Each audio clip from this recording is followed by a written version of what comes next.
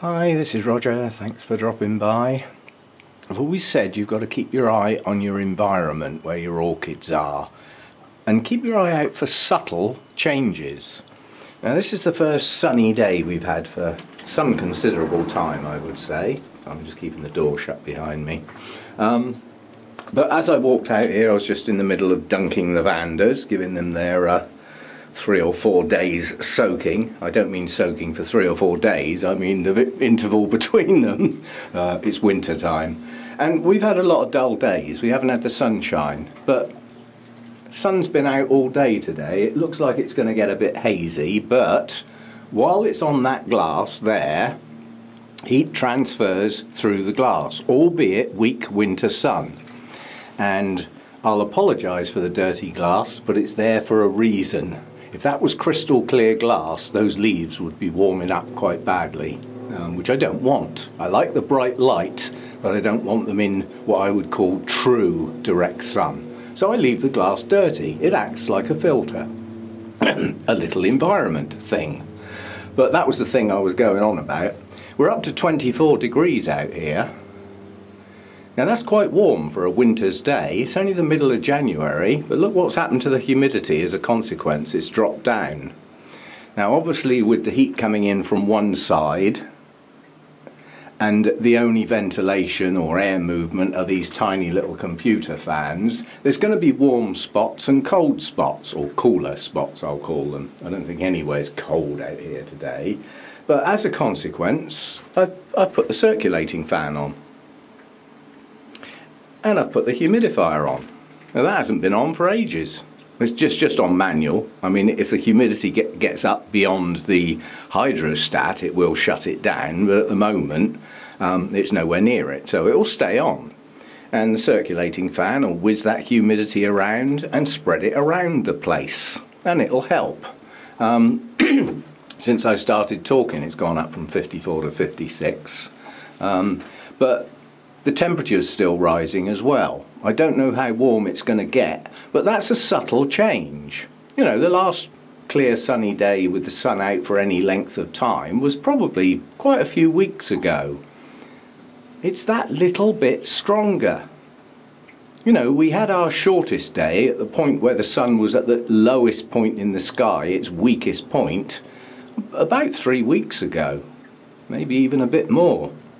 And the sun is starting to climb in the sky, slowly but surely. As a consequence, our days get longer. That are good. I'm looking forward to some longer days when I can get at stuff earlier in the day. Because my workload, you know, I can't get going out here till I've got proper daylight, you know, so we're looking at, you know, 8:45, 9 o'clock before I can even really think about starting. And before you know it, it's lunchtime. Well, I'll be looking forward to being able to start my work out here at 7 o'clock, 7:30. And then I'm done by the middle of the morning. And that leaves me time for repotting, time for going places, getting my chores done, all that sort of thing, without having the daylight rushing me, if you see what I mean. So watch your environment with the subtle changes. As we head towards spring, the sun will get stronger. Watch out for a cold snap, which apparently we're about to get, with possibilities of snow around the country. Not where I am, highly unlikely anyway. Don't very often get snow down on the south coast, but you know, they've already had some up in Scotland and parts of the north, and it looks like they might get some more as well. Nothing like parts of Europe at the moment that are buried in the blinking stuff and totally cut off. You know, they've had phenomenal amounts of snow. Places like Austria and things like that. But yeah, as I've got a bit of bright light today, I'm going to do a few more clips. I've just opened up my talk to find where the gaps are, what I still need to film as video clips, and I'm going to try and knock all of those out today so that I can actually get that talk finished off. I've noticed a couple of gaps where I'd like to show some plants, and either I haven't got many or haven't got very good examples, so I might have to steal a picture or two of actual plants from the internet. Shh, don't tell anyone. you know, just put it on YouTube and broadcast it to the world. Well, you know what I mean, you know, there's copyright and all that sort of stuff. But I'll be able to find a few pictures of plants in bloom to make up for the ones I haven't got. So I'm hoping to finish that off today. This is about to open, so that'll be the, oh, that's going to be totally silhouetted. But on the examples of plants, when I get to the nobly types, I've got one large one that's in a little bit of a mess, but it provides a classic example of certain things about the nobly types, and so does that one. All this fuss and bother about winter resting, the nobly hybrids, those are kikis. Now yes, the temperature has dropped down in here, so it's had part of that particular treatment, but it's blooming its head off on kikis without any effort or bother. And that's what I'm trying to get at. A lot of what the history books say, as I call them, the older books, you know, they're based on stuff that maybe species or primary crosses and things like that. You know, the work that's been done on the nobly hybrids over the last 20 plus years is phenomenal. And most of that element of fussiness has just been bred out of them. They can just be grown like normal plants in the main, but they will bloom better if they do get a bit of a cooling down in the winter, you know. And at the end of the day, it's like I've always said, drier in winter applies to most of the orchids we grow. They come from tropical areas that have a wet season and a dry season. They're all drier in winter, especially if your temperatures drop down. So that's just a run-of-the-mill thing. The exceptions are those from the montane forests, because it doesn't matter whether it rains or not. They're just soaking wet all the time and cool. It's a different type of environment altogether, and those do need that, you know, that type of care. Let them dry off for any length of time and you're probably going to lose your roots. Things like the Masdevallias, Draculas, and various other things, you know, they do come from an area that's always dripping wet. You know, it's always constantly shrouded in mist and fog. And even if it doesn't rain, it's still wet. Everywhere's just wet. All the moss, you know, everything. So totally different environment. That's not where most of our orchids come from. They're the exceptions, really. And if you don't cater for those exceptions, you won't do very well. Just having a little look at this little Vanda. This spike's pushing on nicely for a winter spike, which is all it is. Nowhere near the number of buds that it's capable of having, but it's a winter spike. I'm just pleased it's done it. Come the summer season, once this spike's gone, the fact that it's pushed out quite a few new leaves recently, it'll probably double spike next, or at least one after the other. This one blooms 3 times a year, just regular. And the little kiki at the bottom's starting to push on a bit now. The idea being that eventually that kiki covers up the ugly bit at the bottom where I lost quite a lot of leaves. That went down in the heat wave. Strictly speaking, that's not a true Vanda. It's an Ascosenda, which is a combination of Ascocentrum, I think they are, and Vanda.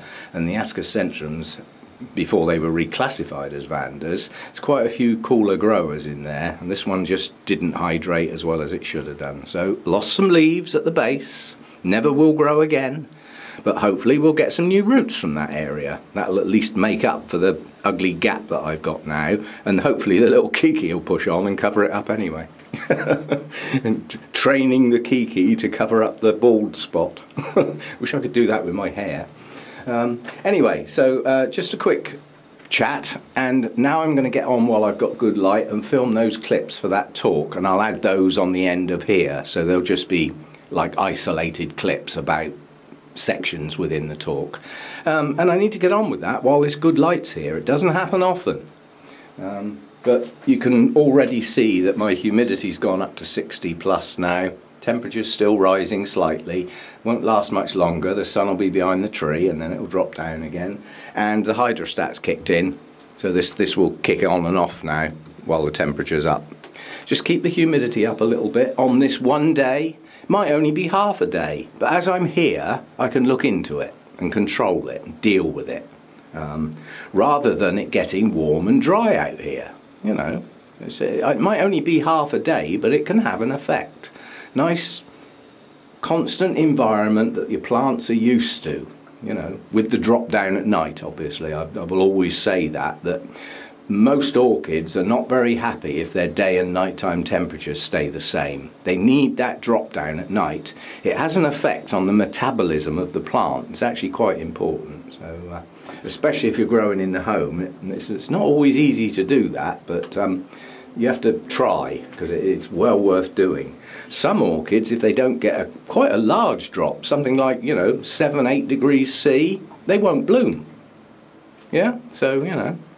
And the other thing worth remembering about night time is your orchids need dark in the night time, not subdued light from all your house lights. They do need some actual dark, you know, so make sure you remember that sort of thing, especially if you're a night bird and stay up till 2 o'clock in the morning with all your lights blazing in the room where your orchids are. They need some dark time, yeah? And the other thing to watch out for this time of year, especially if you're growing in the home on windowsills, watch those curtains. You draw your curtains across, you're shutting your plants off from the room, and they're next to the glass. You get a real snap of cold, you're going to chill them right down on that windowsill, yeah? Because, you know, the cold will permeate through your glazing, and that little area is confined. It's not getting, you know, a circulated heat from the rest of the house. Easy way to test it is put one of these gadgets there. Yeah, when you get a cold night, somewhere up near bedtime, about an hour before, draw the curtains and put a thermometer in there. You watch it drop, and you'd be surprised how far it can drop with those curtains pulled, or blinds, or whatever. So try to remember not to shut your plants out of the environment they're used to by drawing curtains. And also, watch the distance from the glass. You know, if they're virtually touching the glass, they could get chilled and even get cold burn. So watch your distance from the glass. You know, all these little things, all these fiddly little things, can keep your plants going better. So, you know, watch out for a chill, especially if you've got like warmer growers like cattleyas. Oh, get them right up next to the glass, as much light as possible. Just remember what happens at night time, yeah, when you're not there, when your bobo's in bed. So keep your eye on your little environments, your little mini micro environments where your individual plants are. And think about changes that come along, like today. It's warm in here. I'm almost bordering taking my shirt off, you know, and down to the t-shirt. But luckily I haven't got much to do out here. But yeah, we're up to nearly 25, and that'll be the first time this year that it's got above 23. So add a bit of humidity in, yeah. Don't let them dry off too much. All these little things help. Right, I've got to get on with filming these clips, so they'll get added on the end. And I'll see you next time. Just an update and a warning shot. Yeah, I'm here. I can keep my eye on things. But we've now got up to over 26 degrees. Yeah, this is the sort of temperature you'd get in the spring on a more regular basis. Today it's probably a one-off. But I bumped that humidity up to go with it, and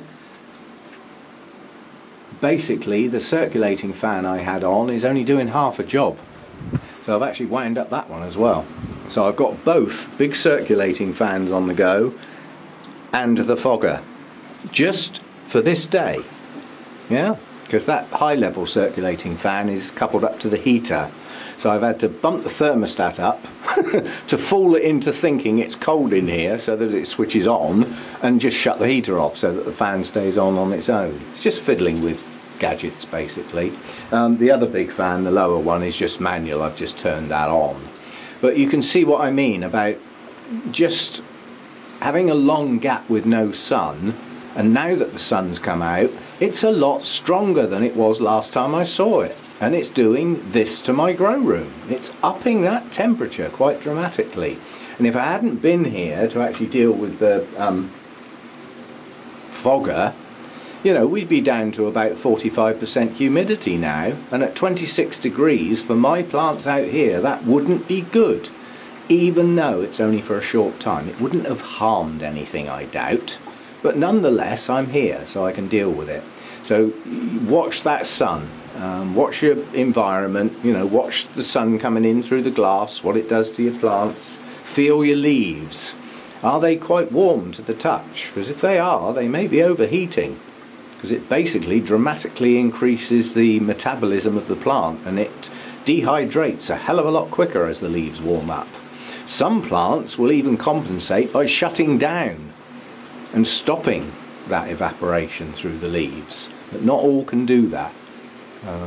So keep your eye on your environment. Don't let your environment get away from you by ignoring it. Keep your eye on things. Keep your eye on your little temperature zones. Keep your eye on your humidity that goes with those temperatures and the strength of the light in through your glass. It's going to get stronger as we progress, up to the point where you're going to need some proper shading. Now that's a way away, but I think I put my first layer of shade netting here last year about the middle of February, because the sun is that little bit higher in the sky, and instead of being shielded by next door's conservatory, it actually creeps up over the top. So it's on that glass for an extra couple of hours. Now that's enough to start doing damage. So, you know, this end doesn't get any shade netting on it for ages, because that flipping great tree out there stops the sun hitting that glass to any great extent. So that shade netting doesn't go on till quite a bit later. And then as the sun gets higher in the sky, I'll have to start thinking about getting the roof shaded, because once that sun gets up onto that roof, it streams in through there, you know, and I've got plants right up next to that roof. So watch your changes. They can be subtle, but they can have quite a dramatic effect, especially in smaller areas. Small greenhouses today, if somebody had gone out for the day early in the day and left their greenhouse shut up, it will probably be up to about 35 degrees by now, without any automatic ventilation or the door left open. It can be quite dramatic, so keep your eye on things. Don't let them get away from you. Okay, I've changed my mind. Those clips for my talk can wait. To do the filming I need to shut the fans off, and I'm not prepared to do that today. So not with what's going on out here today. So I'll do those another day. I've got plenty of time. I'm not in a panic, but it's more important for me today to actually keep very good circulation going, help keep the leaves cool, and keep that humidity up, which needs the fans on to distribute it. So it's more important today to look after my orchids rather than just film them. So I'll leave those clips for another time, and I'll see you next time. And don't forget, watch out for those environmental changes as that sun gets stronger. And just because it's warmer during the day doesn't mean to say it's going to be warm at night time. Yeah? So we're in a funny stage at the moment where sunshine can heat up places pretty damn quick, but equally, once the sun drops, the old temperatures can drop like a stone. And especially if you've got cooler rooms where you've got plants that you're deliberately keeping cooler, you know, watch those low temperatures at night. Make sure they're not dropping down too far, especially if you get a real cold snap. So, you know, it's time to be aware, I think, is the best expression, rather than just, you can get very complacent, you know, as you head out the end of November into December. It all seems very samey. It's very easy to just think nothing's changing. Well, as we head towards the end of January, trust me, it's changing. And once we get to the end of February, we've got those day lengths back and things will really start growing. So you need to think about your watering frequencies and possibly upping your feeding levels, or even introducing some in some cases. So things are on the change, slowly but surely. Just keep your eye on things. See you next time.